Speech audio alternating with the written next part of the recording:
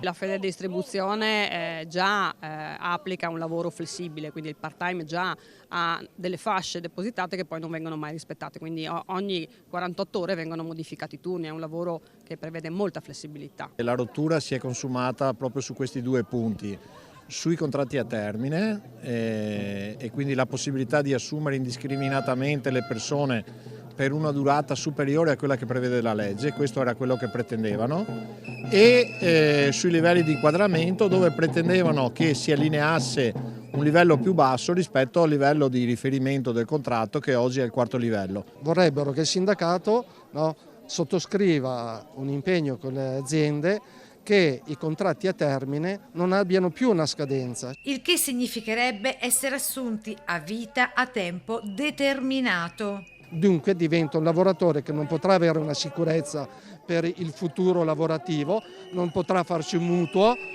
ed è un lavoratore anche molto debole, fragile, ricattabile. Sui livelli, sulla contrattazione, sui congedi parentali non vogliono allinearsi agli altri contratti e quindi volevano che noi firmassimo un contratto che è peggiorativo per i lavoratori. Vogliamo un contratto dignitoso, vogliamo degli aumenti salariali per mantenere le nostre famiglie.